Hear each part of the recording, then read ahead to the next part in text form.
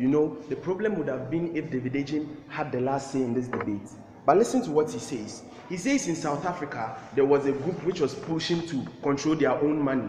And he's saying in the genesis of Boko Haram, they were a peaceful group. Listen, we don't have anything wrong with governments trying to perform its responsibility or its role. We don't have any problem with governments being encouraged to deal with civil rights societies or groups that are pushing for their interests. What we are saying is that when there is a rebel group which has taken up arms and oppresses the people and is illegitimate even in its stance, then it should not do so. And I'll go on to more analysis and to our extension, which I bring to you in this debate. In his own example, he defeats his whole bench's case when he tells us that as a peaceful group, we do not care about you, but once you take up arms, we want to give you that kind of a concession. That is the kind of precedence that we do not want to set in our society. So his whole example of Boko Haram does not even count in this debate. To their main extension, to what government must do, and that is very simple to answer.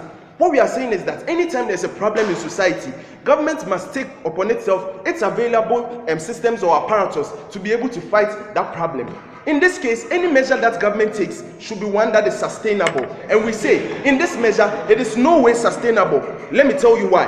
Governments are capable of providing security and support to stop assault. It means that if Boko Haram bombs this place, or we can guard the University of Ilorin to make sure Boko Haram does not set up a bomb in this place. But then immediately government starts offering political concessions. It means that they cannot continue to give it all out because all of it sums up to become their whole power, or that gives them the power of statehood. It means they are ceding most of their rights as a state to most of these bodies. It means it is not sustainable because to a point you will cede all of your state's powers to them. And that is characterized by the examples which were given in the motion. The IRA, the FARC rebels, all of them were looking for statehood and for the fact that they could control all of the state's apparatus. This is not a sustainable method. We cannot continue giving them the state apparatus. But then even in an asymmetric violence, we can continue fighting for our own people and for protecting them. Okay, so what you get from opening government is a certain fallacy that we get a certain utility of peace. Let me tell you why this is a lie. Number one, because peace is far-fetched. I can tell you of many conflicts which are going on up until now. There have been calls for resolutions, like the Israeli-Palestine conflict. There have been calls for resolutions in them, but then these things never actualize. It means that in such resolutions, certain groups of people have their own specific interests, and once they don't want to shift because they want to be ideologically consistent with it, then you can have no concession. And we tell you that this is very characteristic of these groups which we talk about. These rebel groups like this is ISIS and so on and so forth are people who are very ideological and want to stick with them. And the government should never compromise on its statehood, and that is what we say. So these deals cannot even be reached effectively for you to get what you want, okay? Because we tell you about how present and even past violence in itself, future violence cannot be catered for, okay? So more to our extension which we bring to you, I'll take you soon.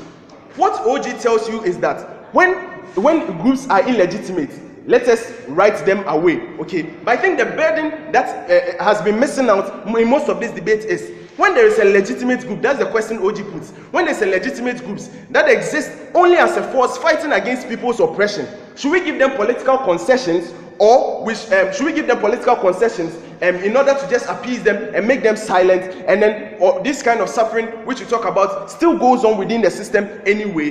And that is the question we answer from our side. We are saying that we should reject tokenistic concessions that take away the defenders of that status. That is exactly what we are saying. Duke analyzes to you how in most cases the leaders are appeased and the followers are left to bear. They are given certain political appointments and they do not even have the apparatus to even take care of the people on the ground. Number two, and more importantly, the followers began to follow because of a certain level of ideology. They thought, okay, we are going to get the whole of Nigeria as an Islamic state. But in the end, when you make such concessions, they do not get that. So there's a possibility of the followers picking up arms again to move for that which they initially committed themselves to. That is what we are saying as a measure. Now, to you, opening.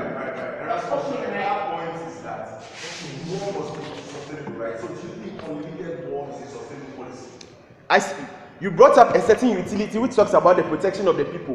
Once government has the apparatus to continue protecting the people, we are okay with it.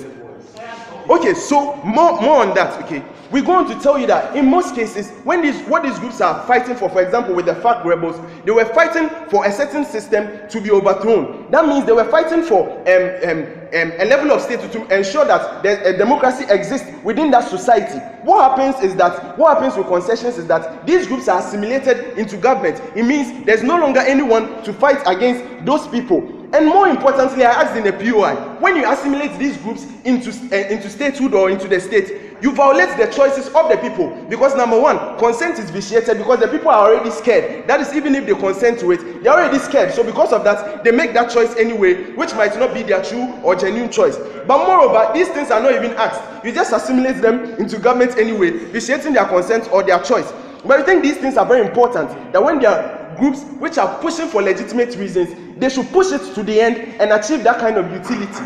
We think they should be able to push it to the end, and that is the example of the IRA which we talked about, because in the end they were able to overthrow that dictatorship government, and then Ireland is as peaceful even as you see it as of now. Why should we stop such a future where we can get such peace? So that whole argument about future peace and all of that is something you don't get from their side, but you get from closing opposition, and it's very important. Government can stand their grounds in cases where it's illegitimate, that's anarchy and against statehood and so on and so forth. But when it's legitimate, we are refusing to do something about it, which is in itself an endorsement of it. We go on more to explain it in our analysis, okay? So we tell you that these groups most of the time have a certain level of ideological clash with the government, in the sense that they do not believe in statehood. They do not believe in the apparatus which you even want to give to them in any way. And most of them, they are oppressors of the people. Therefore, it is wrong in any way to give them political concessions, which will mean that they will be ruling over the section of the people, or will be in hand with ruling over the people that they themselves have oppressed. That is in the cases where they are illegitimate. So, number one, we can't appease them pragmatically because they have arbitrary demands, even as Duke tells you, and they have an uncompromising stance. And number two, we won't do it because they are philosophically inconsistent with the ideas of government, with the ideas of democracy, and which in most cases we are trying to push forward, or we are trying to get. Panel. He would argue asymmetry of violence in the sense that even when there is a peaceful revolution, we can't achieve the peace that we want. But we've seen it with the example of the FARC rebels, where they had international support to overthrow them, and so on and so forth. We think that when you have legitimate reasons, push to the end. If you don't have legitimate reasons, fuck off.